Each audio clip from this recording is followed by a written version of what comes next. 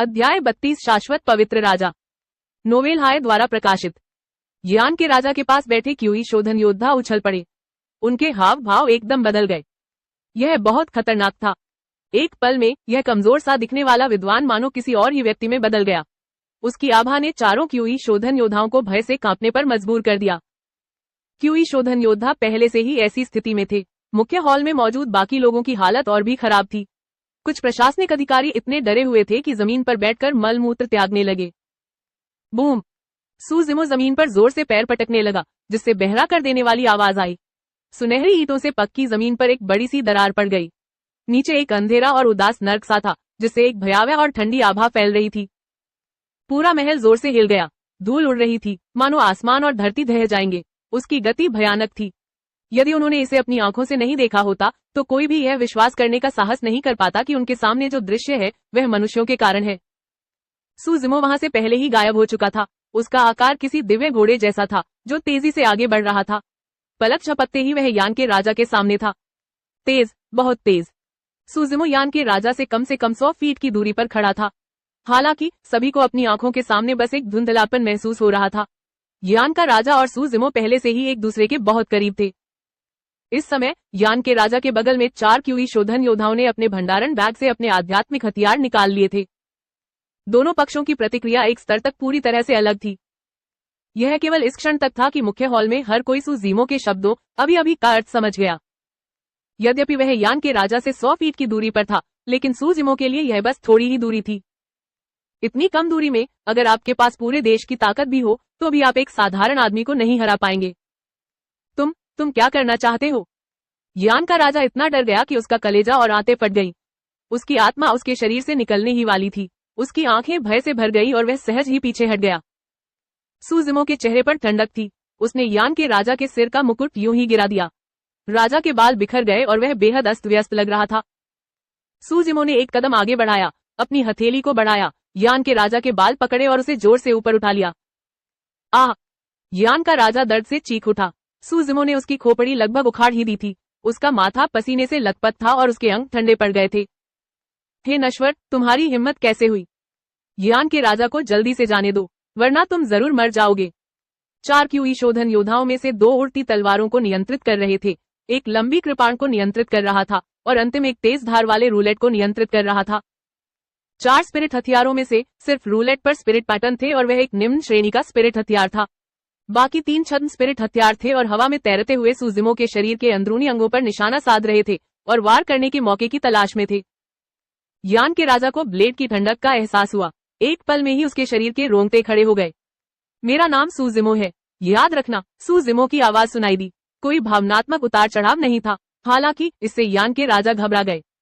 सूजिमो, क्या तुम जानते हो कि शाही रक्षकों और राजधानी के रक्षकों में कुल मिलाकर 100,000 लोग हैं? मेरे पीछे साधना संप्रदाय के अलावा तुम पंख होने पर भी बच नहीं पाओगे। आखिरकार यान का राजा एक देश का राजा था। जब उसकी जान खतरे में थी तो उसने अपने मन को शांत करने और अपने डर को दबाने की पूरी कोशिश की। उसने दांत पीसते हुए कहा, क्यों ना मैं तुम्हारे साथ एक सौदा कर लूं? हे। सूजिमो हंसा। यह हंसी सुनकर यान के राजा का दिल धीरे धीरे नीचे तक डूब गया। उसे एहसास हुआ कि सूजिमो उसे मारने के लिए दृढ़ था। स्वूश! तभी यान के राजा ने हवा में एक तेज हथियार की आवाज सुनी। यह आवाज बहुत तेज थी। एक क्यूई शोधन योद्धा ने हमला किया है। यान का राजा बहुत खुश हुआ। जब तक क्यूई शोधन योद्धा तलवार से सूजिमो को मार सकता है, तब तक उसके पास बचने का मौका रहेगा। क्यूई शोधन योद्धा जिसने वार किया था, सूजिमो के पीछे खड़ा था। उन दोनों के बीच की दूरी बहुत कम थी, 10 फीट से भी कम। यह उड़ती हुई तलवार सूजिमो के अंधेपन को चीरती हुई निकल गई। यह प्रकाश की एक धारा की तरह थी। पलक झपकते ही यह सूजिमो के सिर के पिछले हिस्से में थी। अन्य 3 क्यूई शोधन योद्धाओं की आंखें चमक उठी। यह देखकर कि यह उड़ती हुई तलवार सूजिमो के सिर के पिछले हिस्से में घुसने वाली है, सूजिमो ने अपना सिर भी नहीं घुमाया। ऐसा लग रहा था जैसे उसके सिर के पिछले हिस्से में आंखें हों। अचानक उसने अपना हाथ अपने सिर के पिछले हिस्से पर घुमाया। उड़ती हुई तलवार के चारों ओर धीरे से लिपटा हुआ हाथ नर्म और कमजोर लग रहा था। ओह!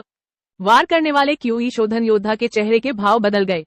उसे एहसास हुआ कि उसने उड़ती तलवार पर से नियंत्रण खो दिया है। जब क्यूई शोधन योद्धा उड़ती हुई तलवार को नियंत्रित करते थे तो वे अपनी आत्मिक ऊर्जा का उपयोग करके उसे अपनी भुजाओं में लपेट लेते थे। वे उड़ती हुई तलवार को ऐसे नियंत्रित करते थे मानो वह उनकी भुजा हो। इसका उपयोग आक्रमण और बचाव दोनों के लिए किया जा सकता था। हालांकि गोजातीय जीभ वाले कृपाण की शक्ति कितनी मजबूत थी। घुमावदार गति के तहत इस उड़ती तलवार पर मौजूद आत्मिक ऊर्जा तुरंत बिखर गई। सूजिमो ने इसे बैकहैंड से फेंका। पूफ! उड़ती हुई तलवार क्यूई शोधन योद्धा की छाती में घुस गई और खून की धारा बहने लगी। उसकी गति कम नहीं हुई, बल्कि वह बेरहमी से मुख्य हॉल की दीवार में धंस गई।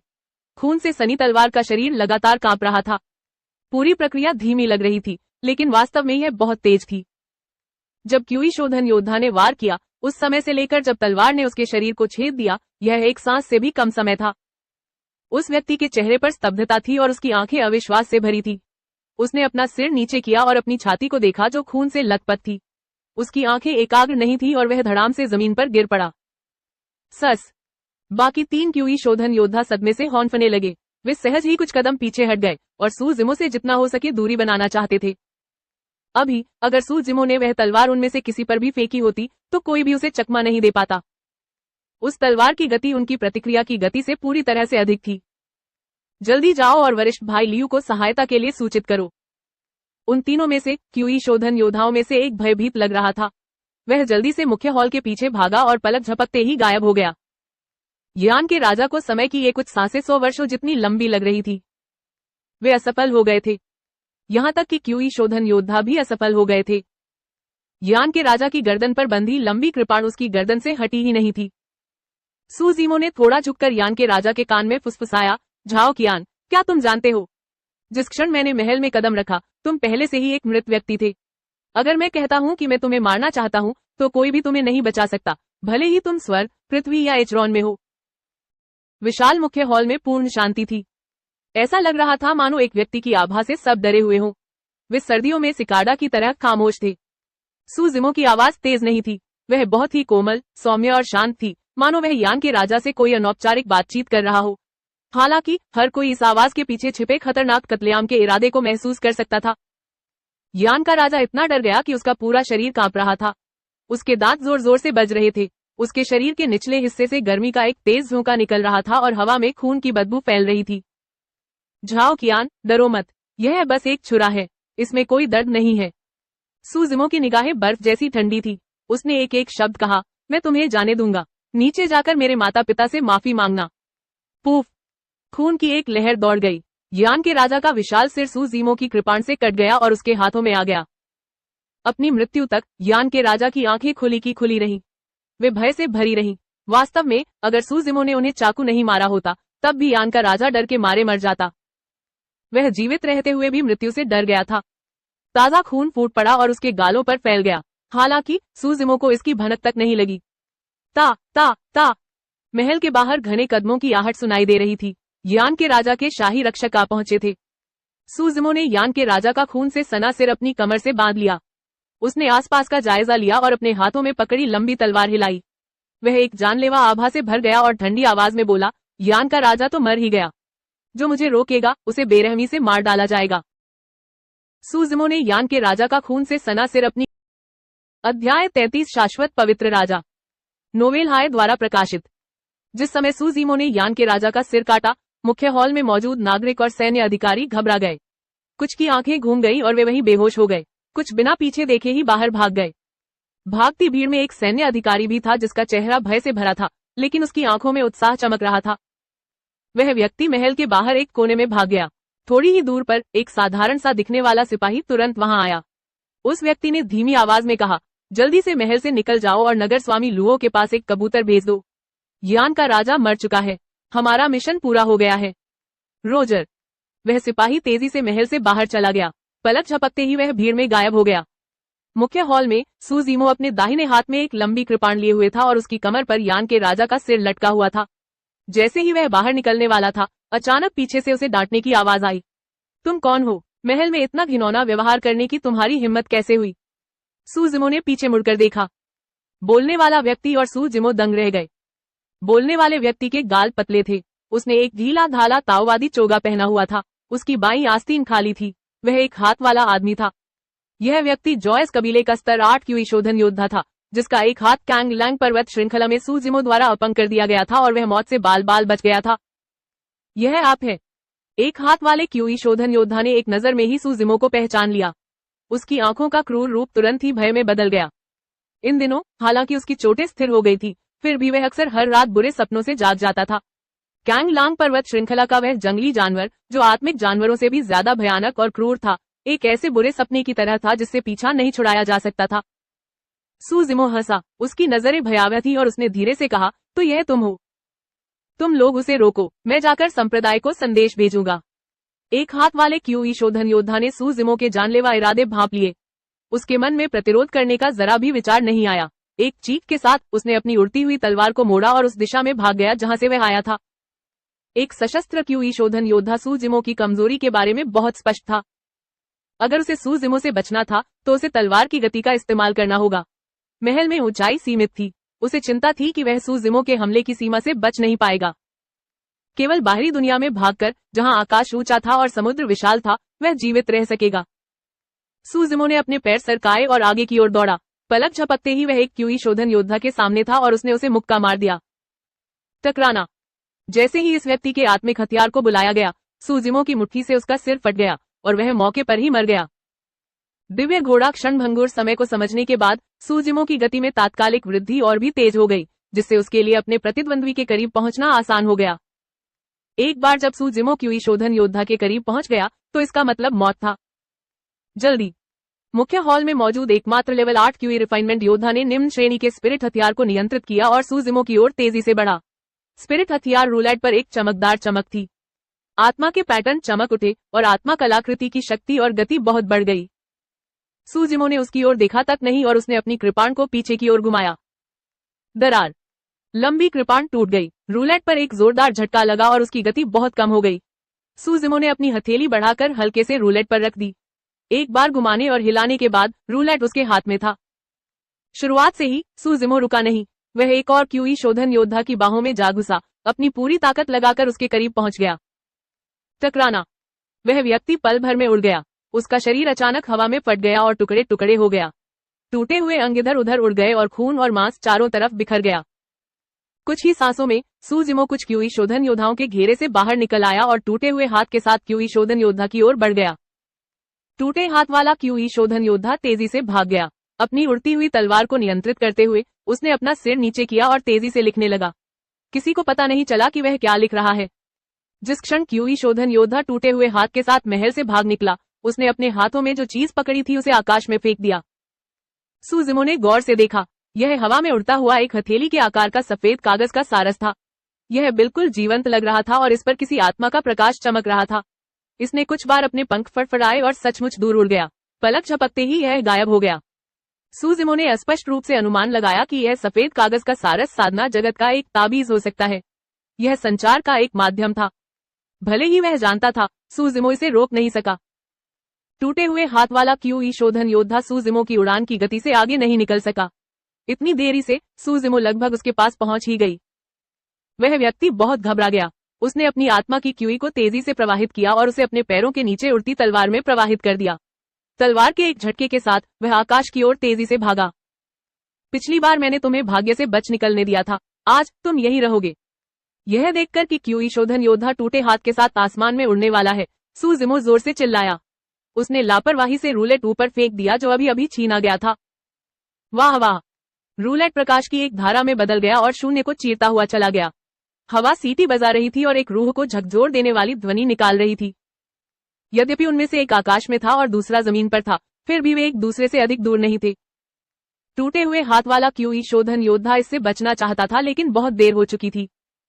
एक क्षण में टूटे हाथ वाले क्यूई शोधन योद्धा ने दांत पीस लिए। इस बात की परवाह न करते हुए कि उसका शरीर गिर रहा है, उसने अपने पैरों के नीचे उड़ती तलवार को नियंत्रित किया और अपनी ओर तेजी से आ रहे रूलेट को रोकना चाहा। झंकार। तलवार और रूलेट आपस में टकराए और चिंगारियां उड़ी। टूटे हुए हाथ वाला क्यूई शोधन योद्धा भयभीत हो गया। उसकी उड़ती तलवार से जुड़ी आत्मा क्यूई वास्तव में तुरंत नष्ट हो गई।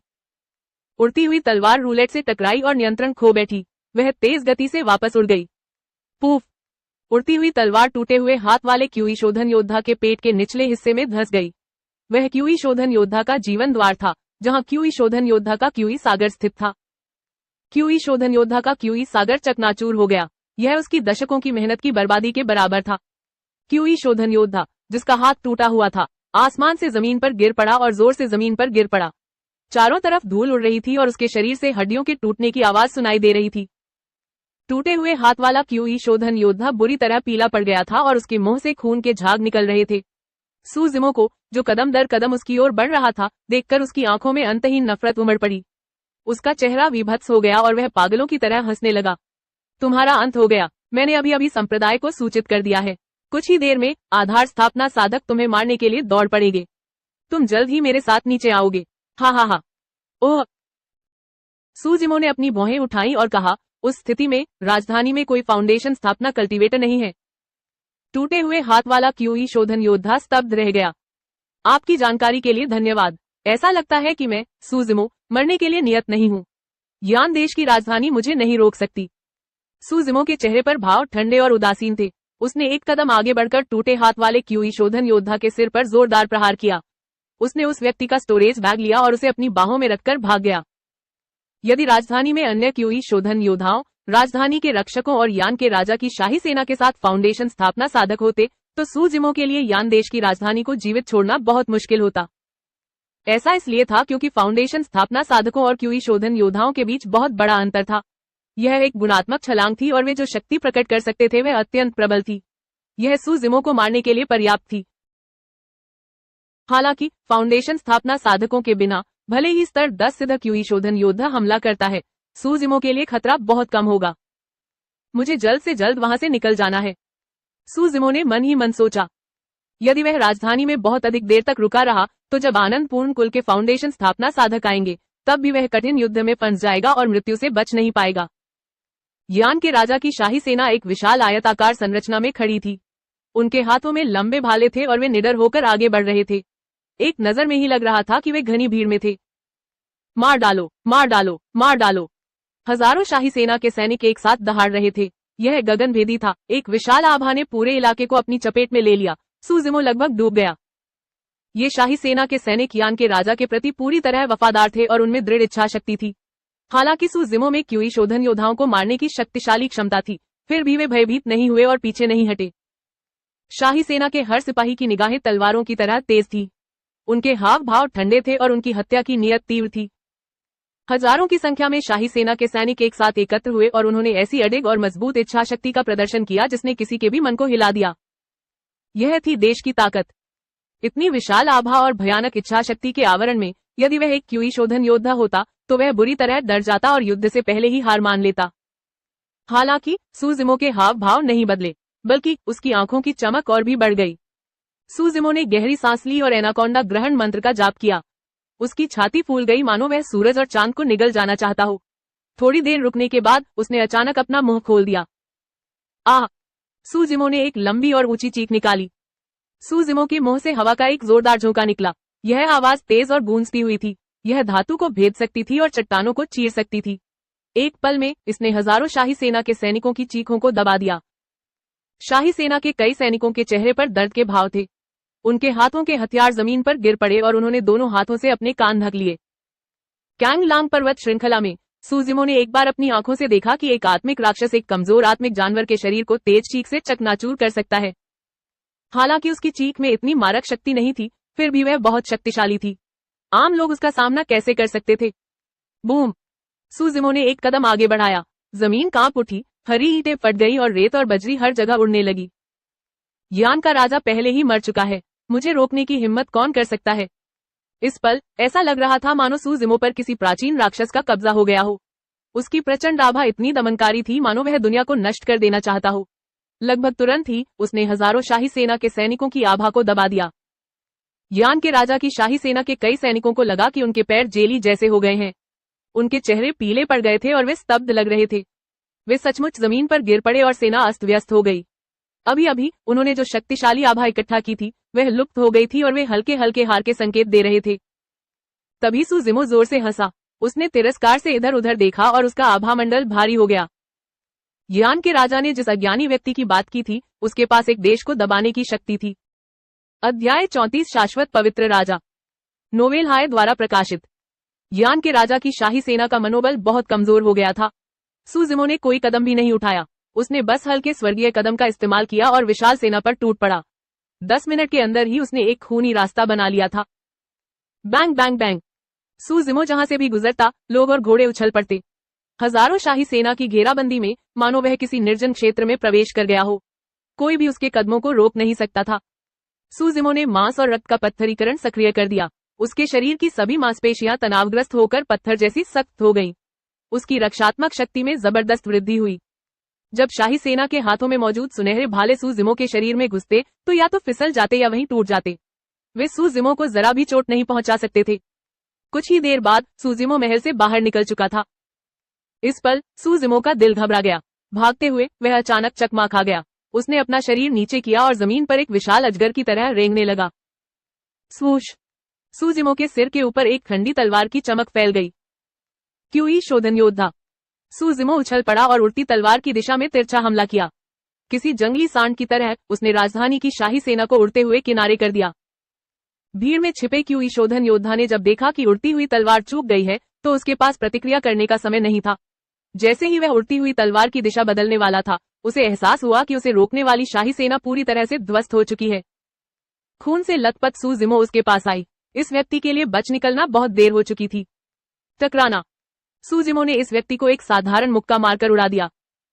इस क्यूई शोधन योद्धा की नजर एकाग्र नहीं थी। उसकी छाती बुरी तरह धंस गई थी। उसकी हड्डियां टूटकर उसके फेफड़ों में धंस गई थी। जमीन पर गिरने से पहले ही उसकी सांसें थम चुकी थी। सू जिमो के भौतिक शरीर में विस्फोट की ताकत को देखते हुए, भले ही वह कोई चाल का उपयोग नहीं करता, क्यूई शोधन योद्धा एक आकस्मिक पंच या किक का सामना करने में सक्षम नहीं होगा। इस समय राजधानी में अराजकता फैली हुई थी। शहर भर से क्यूई शोधन योद्धा लगातार दौड़ रहे थे। इस दौरान उनमें से दर्जनों ने अकेले सू जिमो पर हमला किया। प्रारंभ में ये क्यूई शोधन योद्धा अभी भी शाही गार्डों के बीच छिपे हुए थे और अपनी उड़ती तलवारों को नियंत्रित करते हुए सू जिमो पर हमला करने की कोशिश कर रहे थे। हालांकि जब सू जिमो ने उनमें से कुछ को लगातार मार डाला तो बचे हुए क्यूई शोधन योद्धा डर गए। उन्हें एहसास हुआ कि अगर वे भीड़ में छिप भी गए तो भी सू जिमो उन्हें ढूंढ सकता है। शाही सेना के गार्ड सू जिमो के कदमों को बिल्कुल भी नहीं रोक सके। कई क्यूई शोधन योद्धा हवा में उछल पड़े और सू जिमो को हवा में ही घेर लिया। यद्यपि इससे स्पिरिट क्यूई का तेजी से उपभोग होगा, लेकिन सू जिमो उनके लिए कोई खतरा पैदा नहीं कर पाएगा। सबसे गंभीर स्थिति सामने आ गई थी। ऐसी परिस्थितियों में दर्जनों क्यूई शोधन योद्धा सू जिमो पर लगातार हमला करते रहे। निम्न स्तरीय क्यूई शोधन योद्धाओं के हमले अभी भी काबू में थे। सू जिमो मांस और रक्त के पत्थरीकरण को सक्रिय करके उनका सामना कर सकता था। हालांकि जब एक स्तर 9 क्यूई शोधन योद्धा या एक सिद्धर क्यूई शोधन योद्धा एक निम्न श्रेणी के आत्मा हथियार का इस्तेमाल करता था तो सू जिमो के पास चकमा देने के अलावा कोई विकल्प नहीं था। सबसे असहनीय बात यह थी कि सू जिमो जवाबी कार्रवाई नहीं कर सका। इसके अलावा अगर वह क्यूई रिफाइनमेंट योद्धाओं के हमलों से बचने के लिए अपनी आत्मा की धारणा पर निर्भर करता तो सू जिमो की गति निश्चित रूप से कम हो जाती। इसके अलावा शाही सेना के पहरेदार उसे लगातार परेशान कर रहे थे। सू जिमो को राजधानी में घसीटकर मौत के घाट उतार दिया जा सकता था। सब लोग घबराए नहीं, यह लड़का भाग नहीं सकता। जब तक हम मिलकर काम करते रहेंगे और इसे राजधानी में ही रखेंगे, जॉयफुल क्लान के फाउंडेशन एस्टेब्लिशमेंट कल्टीवेटर्स बहुत जल्द यहाँ आ जाएंगे। मध्य हवा में एक सिद्धर क्यूई शोधन योद्धा ने अपनी आवाज उठाई और कहा। तभी सू जिमो अचानक मुड़ा और उस व्यक्ति को देखकर मुस्कुराया। उसकी आंखों में एक अजीब सा भाव था। उस व्यक्ति का दिल धड़क उठा। उसने अपनी उड़ती हुई तलवार को मोड़ा और तेजी से पीछे हट गया। सू जिमो से दूर रहने की पूरी कोशिश कर रहा था। लगभग किसी ने भी यह नहीं देखा कि सू जिमो की दिशा शहर के द्वार की ओर नहीं बल्कि राजधानी के एक अस्पष्ट कोने की ओर थी। यहीं पर स्काई ट्रेजर पवेलियन स्थित था। सू जिमो ने शाही सेना की सुरक्षा को तोड़ दिया और अपने सामने की दीवार से टकरा गया। छप छप। जिस क्षण सू जिमो दीवार से टकराई, दीवार अचानक एक झिलमिलाते पानी के पर्दे में बदल गई। सू जिमो की आकृति गायब हो गई। कई शाही सेना के गार्ड मौके पर ही दंग रह गए। एक व्यक्ति जो विधर्म में विश्वास नहीं करता था, वह भी दीवार से टकरा गया। हालांकि उसके सिर से खून बह रहा था और वह जमीन पर गिर पड़ा। हवा में क्यूई शोधन योद्धाओं ने भौहें चढ़ाई। बेशक उन्हें पता था कि यह आकाशीय खजाना मंडप था। हालांकि उन्हें यह जानकर आश्चर्य हुआ कि सू जिमो कोई क्यूई शोधन योद्धा नहीं था, फिर भी वह आकाशीय खजाने के मंडप में बेरोक टोक आ जा सकता था। इससे साबित होता है कि इस व्यक्ति के पास आकाशीय खजाने का बैज जरूर होगा। वरिष्ठ भाई ली, हमें क्या करना चाहिए? एक क्यूई शोधन योद्धा ने धीमी आवाज में पूछा। आकाश निधि मंडप महान झोऊ राजवंश का सबसे बड़ा व्यवसाय था। इसकी एक असाधारण प्रतिष्ठा थी। मंडप में हत्या और लड़ाई निषिद्ध थी। एक बार एक फाउंडेशन स्थापना साधक ने आकाश निधि मंडप में उत्पात मचाया और बाद में उसे वहीं मार दिया गया। महान झोउ राजवंश में एक अफवाह थी कि महान झोउ राजवंश का शाही परिवार स्काई ट्रेजर पवेलियन के पीछे था। चाहे ये क्यूई शोधन योद्धा कितने भी साहसी क्यों ना हो, वे अंदर जाकर लोगों को पकड़ने का साहस नहीं कर सकते थे। चिंता मत करो, यह व्यक्ति वहां हमेशा के लिए नहीं छिप सकता। वह देर सवेर बाहर आ ही जाएगा। जब संप्रदाय के बुजुर्ग दौड़कर आकाशीय खजाने के मंडप से बातचीत करेंगे तो मुझे विश्वास नहीं है कि आकाशीय खजाने का मंडप किसी नश्वर की वजह से जॉयफुल कबीले से अलग हो जाएगा। स्काई ट्रेजर पवेलियन की दूसरी मंजिल पर स्काई ट्रेजर पवेलियन के मालिक की नींद अचानक खुली। उसने नींद भरी आंखें झपकाईं और बगल में खड़े कर्मचारी से पूछा, बाहर क्या हुआ है? इतना गंदा क्यों है? मैंने सुना है कि यान के राजा की हत्या कर दी गई है और हत्यारा भाग गया है। तुमने उसे अभी तक नहीं पकड़ा? नहीं, मैंने बाहर के लोगों से सुना है कि हत्यारा कोई क्यूई शोधन योद्धा नहीं है। हालांकि वह युद्ध कला में पारंगत है और अजेय है। वह नजदीकी युद्ध में बहुत शक्तिशाली है। उसके हाथों कई क्यूई शोधन योद्धा पहले ही मारे जा चुके हैं। क्या ये वही हो सकता है? स्काई ट्रेजर पवेलियन के मालिक के दिमाग में एक तस्वीर कौन थी। उसने भौहें चढ़ाई और धीरे से बुदबुदाया। इसी समय स्काई ट्रेजर पवेलियन के मुख्य हॉल में हलचल मच गई। कदमों की आहट सुनाई दे रही थी। वह व्यक्ति बहुत तेज था। पलक झपकते ही कदमों की आहट दूसरी मंजिल तक पहुंच गई। स्काई ट्रेजर पवेलियन के मालिक ने देखा। उसने देखा कि एक युवक खून से लथपथ होकर आ रहा है। उसकी कमर पर खून से लथपथ एक सिर लटका हुआ था। वह रूप यान के राजा से बिल्कुल अलग नहीं था। मैं यहाँ सैंगुइन क्रिस्टल धनुष और कोल्ड मून सेबर को वापस लाने आया हूँ, व्यक्ति ने धीमी आवाज में कहा। स्काई ट्रेजर पवेलियन का मालिक सिहर उठा और तुरंत जाग गया। उसने अपनी लाड़ नीली और सिर हिलाया। ठीक है, मैं उन्हें लेने जाता हूँ। कुछ ही सांसों के बाद स्काई ट्रेजर पवेलियन का मालिक सैंगुइन क्रिस्टल बो और कोल्ड मून सेबर लेकर आया। ये दोनों छद्म आत्मा हथियार वाकई बहुत भारी थे। आकाश कोश मंडप के मालिक को उन्हें नियंत्रित करने के लिए आत्मा ची का इस्तेमाल करना पड़ा। वह बड़ी मुश्किल से उन्हें अपने ऊपर ला पाया। धन्यवाद।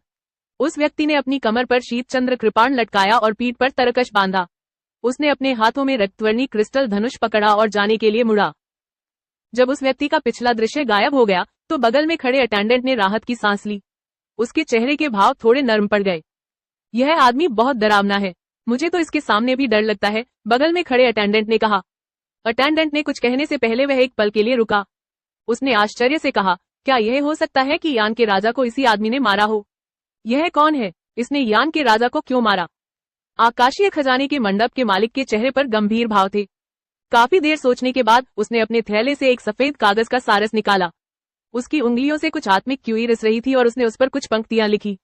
यान का राजा मर चुका है, कोई नेता नहीं है और राजधानी में अराजकता का माहौल है। हत्यारा कोई क्यूई शोधन योद्धा नहीं है। उसके पास तीसरी राजकुमारी का आकाशीय खजाने का स्वर्ण चिन्ह है। उसकी पहचान संदिग्ध है। जब उसने लिखना समाप्त कर लिया तो स्काई ट्रेजर पवेलियन का मालिक खिड़की पर आया और धीरे से उसके हाथों में कागज की क्रेन फेंक दी। उस कागज के सारस ने पंख फड़फड़ाए और आकाश में उड़ गया। पलक झपकते ही वह गायब हो गया। अध्याय 35 शाश्वत पवित्र राजा। नोवेल हाय द्वारा प्रकाशित। दर्जनों क्यूई शोधन योद्धा हवा में इकट्ठा हो गए। वे आकाशीय खजाने के मंडप के प्रवेश द्वार को घूरते हुए प्रति उपायों पर चर्चा कर रहे थे। कुछ ही देर बाद सुजिमो स्काई ट्रेजर पवेलियन से बाहर निकला। उसने अपनी कमर में एक लंबी कृपाण बांधी हुई थी और हाथ में रक्तवर्ण का धनुष था। सुजिमो, तुम बच नहीं सकते। अगर तुम आत्मसमर्पण कर दोगे तो तुम्हारा सुपरिवार बच सकता है, वरना तुम्हारे सुपरिवार का सफाया कर दिया जाएगा, एक सिद्ध क्यूई शोधन योद्धा ने भयावहता से कहा। किसी ने पहले ही जॉयफुल कबीले के क्यूई शोधन योद्धाओं को सुजिमो की पृष्ठभूमि के बारे में समझा दिया था। तुम सुपरिवार को खत्म करना चाहते हो? सुजिमो ने व्यंग्य किया। उसकी आंखों में जानलेवा इरादे भरे थे। उसने अचानक तरकश से 3 तीखे तीर निकाले और ठंडे स्वर में कहा, पहले मैं तुम्हें खत्म करूंगा। उसने धनुष को झुकाया और बाण चढ़ाया। सैंगुइन क्रिस्टल धनुष का वजन 1000 किलोग्राम था। आत्मा जानवर अजगर की नसें मिलाकर इससे निकलने वाला बल कम से कम 10,000 किलोग्राम था। तीरंदाजी की 2 कुंजियां थी, एक थी ताकत और दूसरी थी सटीकता। सुजिमो के हाथों में मौजूद रक्तवर्णी धनुष में पर्याप्त शक्ति थी। हालांकि उसकी सटीकता उतनी अच्छी नहीं थी, फिर भी दर्जनों क्यूई शोधन योद्धा एक ही स्थान पर एकत्रित थे।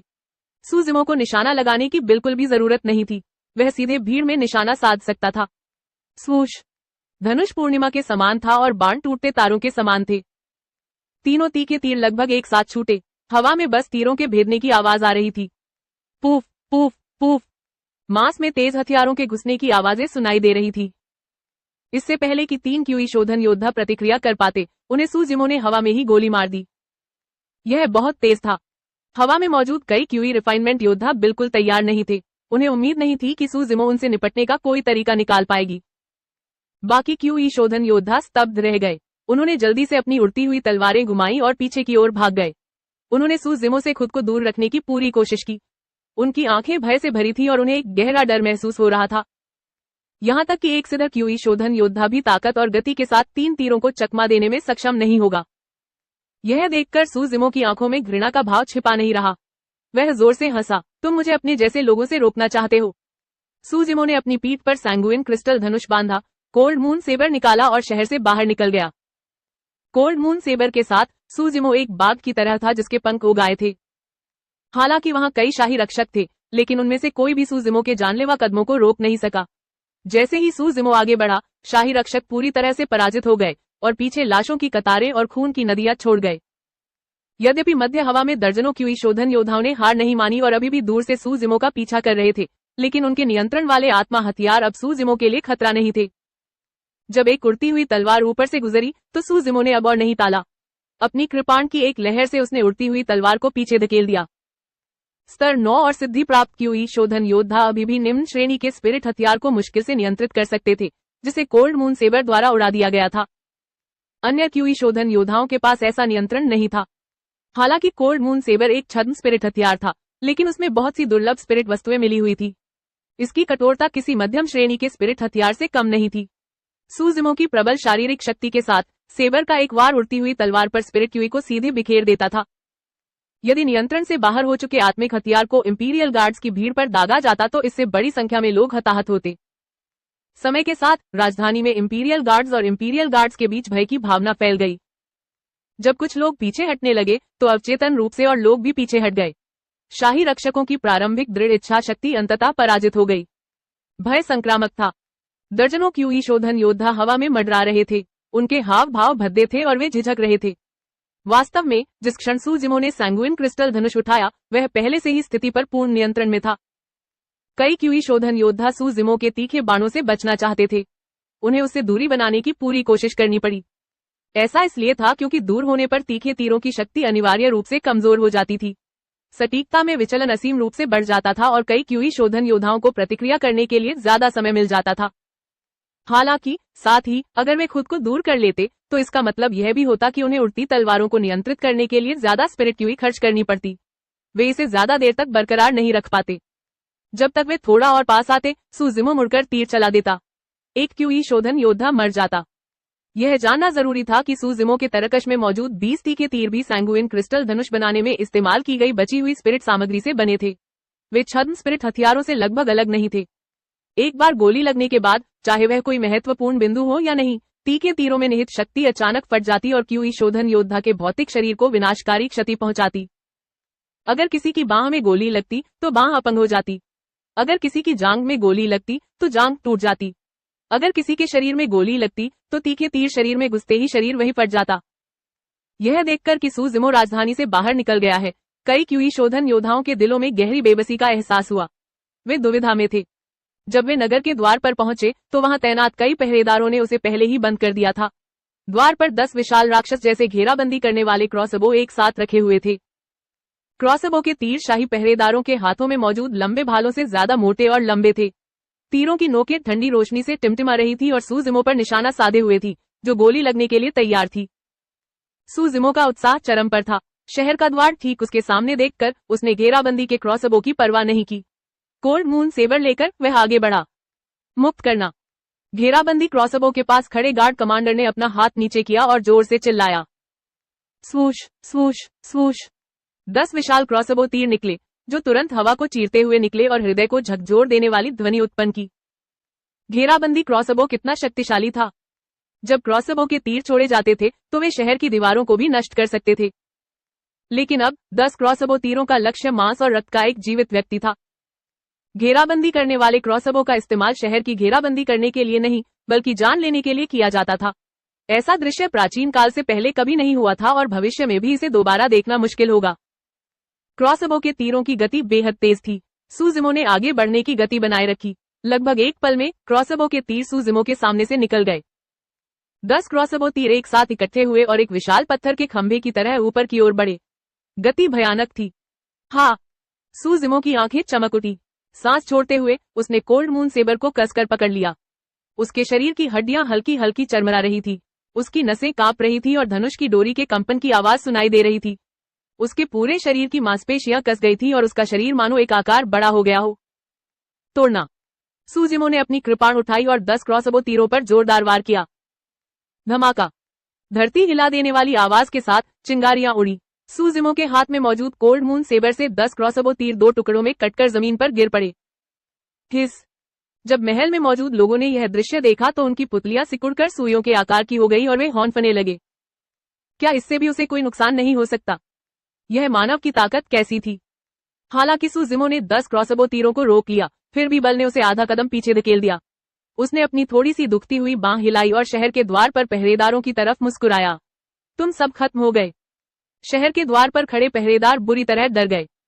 यद्यपि घेराबंदी क्रॉसबो की शक्ति बहुत अधिक थी, लेकिन धनुष की डोरी खींचने के लिए 10 लोगों को एक साथ काम करना पड़ता था और तीर को तीर के खांचे में डालने के लिए 2 से 3 लोगों को एक साथ काम करना पड़ता था। इस दौरान सूजिमो पहले ही उन पर हावी हो चुका था और उन्हें कोई मौका नहीं दे रहा था। Poof poof poof. खून बार बार चमक रहा था। सूजिमो की कृपाण की शक्ति को कोई नहीं रोक सकता था।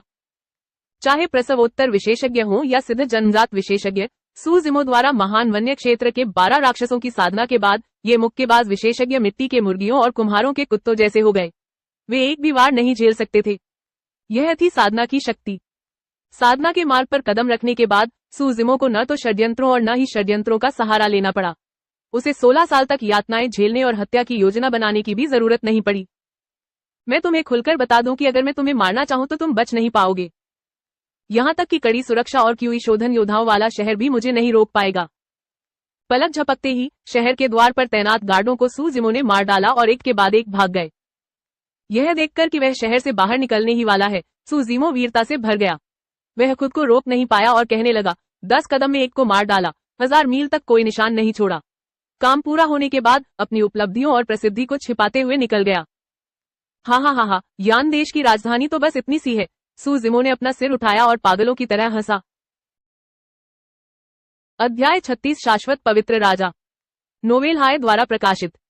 शहर के फाटक के नीचे रक्षक सेनापति हाथ में एक स्टील की कृपाण लिए अकेला खड़ा था। हालांकि उसकी आंखें अंतहीन भय से भरी थी और उसकी कृपाणधारी भुजा हल्के हल्के कांप रही थी, फिर भी वह एक कदम भी पीछे नहीं हटा। जब शाही सेना के पहरेदार आगे बढ़ने की हिम्मत नहीं जुटा पाए और चारों दिशाओं में भाग गए, तब भी वह शहर के द्वार की रखवाली करता रहा। वह न तो हटा और न ही डगमगाया। उसका नाम गुओ लियान था। शहर के द्वार की रखवाली करना उसकी जिम्मेदारी थी। जब तक वह जीवित था वह पीछे नहीं हट सकता था। आओ, मेरी लाश के ऊपर से निकल जाओ। गुओ लियान की आंखें चौड़ी हो गई और वह उन्माद से दहाड़ा। वह अपने दिल में बैठे डर को बाहर निकालने के लिए इस तरीके का इस्तेमाल कर रहा था। स्वूश। खून की एक दुखद गंध फैल गई। सूजिमो पहले ही आ चुका था। जब उसने सूजिमो को साफ देखा तो गुओ लियान ने अपना मुंह थोड़ा सा खोला। उसकी आंखों में एक अजीब सा झटका और फिर अंतहीन अफसोस की झलक दिखाई दी। पहले भीड़ में सूजिमो खून से लथपथ था। उसके चेहरे पर भी खून की कई बूंदें बिखरी हुई थी। वह नर्क से निकला कोई हत्यारा देवता लग रहा था। गुओ लियान सूजिमो को पहचान नहीं पाया। जब उन दोनों का आमना सामना हुआ तभी गुओ लियान को अचानक याद आया कि वह वही था जिसने इस व्यक्ति को राजधानी में आने दिया था। वह नाजुक सा दिखने वाला हरा वस्त्रधारी विद्वान जिसकी पीठ पर धनुष और कृपाण था, जिसका उसके अधीनस्थों द्वारा निर्दयतापूर्वक मजाक उड़ाया गया था। उसी समय सूजिमो ने भी इस व्यक्ति को पहचान लिया। Cold Moon Saber Guo Lian के सिर पर गिरा ही था कि अचानक चूक गया। सूजिमो रुका नहीं और उस व्यक्ति को छूता हुआ निकल गया। उसने धीरे से कहा, अगर तुम मुझे शहर में आने दोगे तो मैं तुम्हारी जान बख्श दूंगा। गुओ लियान ने नरक के द्वार के चारों ओर एक यात्रा की और उसका पूरा शरीर तुरंत बह गया क्योंकि वह सांस लेने के लिए भारी हौंफते हुए जमीन पर घुटनों के बल बैठ गया था और उसका पूरा शरीर पहले से ही पसीने से भीग गया था। सूजिमो के शब्द गुओ लियान के मन में गूंज रहे थे। वह खुद को रोक नहीं पाया और धीरे से बुदबुदाया, भले ही मैंने उसे उस समय शहर में न आने दिया हो, उसकी ताकत को देखते हुए वह हत्या करके अंदर नहीं आ सकता। क्या यह कर्म है? गुओ लियान पीछे मुड़कर देखे बिना नहीं रह सका। अगले ही पल कुछ और भी चौंकाने वाला हुआ। बूम! वहां एक बहरा कर देने वाली आवाज थी। मोटे और मजबूत शहर के द्वार को वास्तव में सूजिमो ने टुकड़ों में तोड़ दिया था। सूजिमो शहर से एक भूत की तरह निकल गया। उसके पैर मुश्किल से जमीन पर पड़ रहे थे। पलक झपकते ही वह यान साम्राज्य की राजधानी को बहुत पीछे छोड़ आया था। आनंदमय कुल के दर्जनों क्यूई शोधन योद्धा भी राजधानी से बाहर निकल आए। उन्होंने सूजिमो को पीछे से जाते हुए देखा, लेकिन उनका पीछा नहीं किया। एक ओर वे रॉयल सिटी में आकाश में सू जिमो का पीछा कर रहे थे और उनकी आध्यात्मिक ऊर्जा लगभग समाप्त हो चुकी थी। दूसरी ओर ये क्यूई शोधन योद्धा यह बता सकते थे कि भले ही वे अपनी सर्वोत्तम स्थिति में हो, वे गति के मामले में सू जिमो से मुकाबला नहीं कर पाएंगे। इस व्यक्ति ने अपने शरीर को इस स्तर तक कैसे प्रशिक्षित किया, कोई खुद को पूछे बिना नहीं रह सका। उसकी आंखों का डर अभी भी कम नहीं हुआ था। बगल में किसी ने कहा, पहले मैंने कुलपति से सुना था कि शीर्ष प्रमुख संप्रदायों के कुछ प्रतिभाशाली लोग जिनकी स्वर्गीय आत्मा की जड़ें हैं, उनकी साधना गति अत्यंत तीव्र होती है। इसके अतिरिक्त संप्रदाय में पर्याप्त संसाधन भी हैं। अपना मूल बनाने से पहले वे अपने शरीर, शिरोबिंदुओं, क्यूई और शरीर शोधन को संतुलित करने के लिए अपने शरीर में आत्मिक ऊर्जा को एकीकृत करते हैं। हालांकि यह व्यक्ति स्पष्ट रूप से क्यूई शोधन योद्धा नहीं है। आपने जिस शरीर शोधन योद्धा का जिक्र किया है वह वास्तव में हमसे ज्यादा शक्तिशाली है, लेकिन यह इस स्तर से बहुत दूर है। इस व्यक्ति का भौतिक शरीर संभवतः आत्मिक जानवरों से भी ज्यादा भयानक है। निराश मत हो, जब संप्रदाय के बड़े लोग दौड़कर आएंगे तो हम सब मिलकर रास्ता बना लेंगे। अभी अभी मैंने चारों ओर पूछताछ की है। सू परिवार इतने सालों से पिंगयांग कस्बे में छिपा हुआ है। सू परिवार में सभी लोग नश्वर हैं। अगर वे भाग भी गए तो ज्यादा दूर नहीं भाग पाएंगे। हाँ, जब समय आएगा तो हम अपने दिलों में भरी नफरत को बाहर निकालने के लिए सू परिवार के सभी लोगों को मार डालेंगे। यान के राजा की मृत्यु के 7 दिन बाद कैंगलांग शहर में एक संदेशवाहक कबूतर अपने पंख फड़फड़ाते हुए नगर स्वामी के निवास में उड़ गया।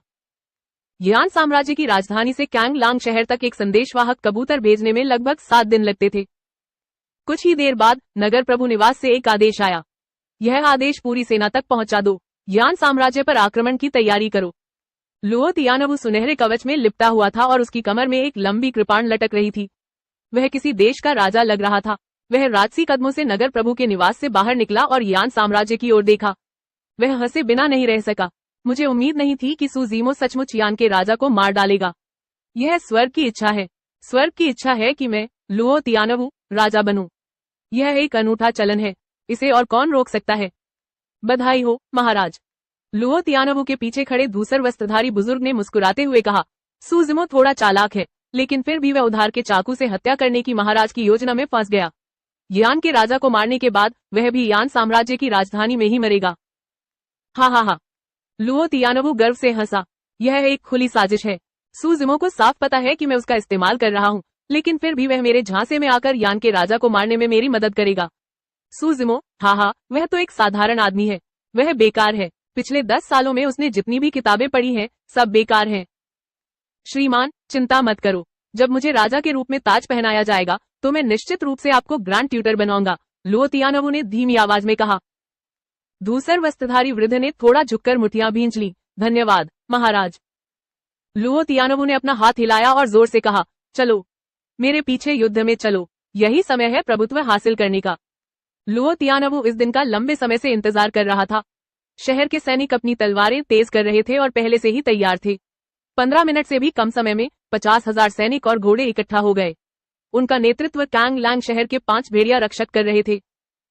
सेना शहर से निकलकर कांगलांग पर्वत श्रृंखला को पार करती हुई यान साम्राज्य के क्षेत्र में प्रवेश कर गई। सबसे नजदीकी शहर यान साम्राज्य का जियानआन शहर था। जियानआन शहर से कुछ ही दूरी पर एक गांव था। वह वीरान था और उसे भूतिया गांव कहा जाता था। सू परिवार को यहाँ आए 10 दिन से भी ज्यादा हो गए थे। पिंगयांग टाउन में कोई नहीं था। इन दिनों सोंगक्यू के अमृत के उपचार से सू होंग का स्वास्थ्य धीरे धीरे सुधर रहा था। वह काफी हद तक ठीक हो गया था। हालांकि जैसा कि अंकल झेंग ने उम्मीद की थी, शारीरिक बीमारी का इलाज करना आसान था, लेकिन मानसिक बीमारी का इलाज करना मुश्किल था। सू होंग बिस्तर पर पड़ा था और उसे भूख नहीं लग रही थी। उसकी आंखें सूनी और बेजान थी। जब भी वह सू परिवार के खूनी झगड़े और इस बात के बारे में सोचता कि इस जीवन में बदला लेने की उसे कोई उम्मीद नहीं है, तो उसका दिल असहनीय रूप से दुखने लगता था। अंकल झेंग और बाकी लोग भी असहाय थे। यह देखकर कि सू होंग का स्वास्थ्य दिन प्रतिदिन सुधर रहा था, लेकिन उसकी मानसिक स्थिति बिगड़ती जा रही थी, सू परिवार में सभी ने राहत की सांस ली। इस दिन सू परिवार के गार्ड कमांडर लियू यू अचानक एक उलझन भरे चेहरे के साथ आंगन में दौड़े। वह एक साथ दुखी और खुश थे। उन्होंने जोर से कहा, मिस्टर झेंग, कुछ बड़ा हुआ है। क्या बात है? अंकल झेंग का दिल बैठ गया। लियू यू ने कहा, लुओ तियानवु अपने अधीन 5 भेड़िया रक्षकों को लेकर आया है और जियानआन शहर पर हमला करने के लिए 50,000 सैनिकों का नेतृत्व कर रहा है। वे पहले से ही शहर के द्वार पर हैं। हम अंकल झेंग ने भौहें चढ़ाई और संदेह से कहा, लुओ तियानवु लंबे समय से इसकी योजना बना रहा था। उसने अचानक अपनी सेना क्यों भेजी? कोई कारण जरूर होगा, वरना वह इतनी जल्दबाजी में काम नहीं करता। श्रीमान, आप सही हैं। लियू यू ने सिर हिलाया और कहा, मैंने जासूसों से सुना है कि लुओ तियानोवु ने दावा किया है कि यान के राजा की मृत्यु हो गई है और यान देश अराजकता में है। हालांकि राजधानी से खबर अभी तक हमारे पास नहीं पहुंची है। जब तक जियानएन शहर के नगर स्वामी शहर को आत्मसमर्पण करने के लिए तैयार हैं, उन्हें राजा और मंत्री की उपाधि से सम्मानित किया जाएगा और उन्हें कुलीनता की उपाधि प्रदान की जाएगी। अंकल जेंग की भौहें तन गई और उनके चेहरे पर गंभीरता छा गई। उन्होंने धीमी आवाज में कहा, चूंकि लुओ तियानोवु ने अपनी सेना पहले ही भेज दी है, इसलिए यह खबर सच होने की पूरी संभावना है। हालांकि यान के राजा की रक्षा में दर्जनों क्यूई शोधन योद्धा तैनात हैं। वह इतनी आसानी से कैसे मर सकता है? यान के राजा को किसने मारा? अचानक अंकल जेंग को कुछ याद आया और वे चिल्लाए, दूसरे युवा मास्टर। दूसरे युवा मास्टर इन दिनों कहाँ थे? क्या किसी ने उन्हें देखा? लियू यू ने अपना सिर हिलाया और कहा, दूसरा युवा मास्टर वास्तव में बहुत शक्तिशाली है। हालांकि यह इस हद तक नहीं है कि वह राजधानी में घुस सके और दर्जनों क्यूई शोधन योद्धाओं की नाक के नीचे यान के राजा को मार सके, है ना? अंकल जेंग ने एक लंबी सांस ली और उनके चेहरे पर नरमी आ गई। उन्होंने सिर हिलाया और कहा, यह सच है। सोंग क्यूई, जो बगल में था, एक पल के लिए हिचकिचाया और मदद नहीं कर सका, लेकिन कह दिया, मुझे डर है कि जिस व्यक्ति ने यान के राजा को मार डाला वह वास्तव में आपका दूसरा युवा स्वामी है।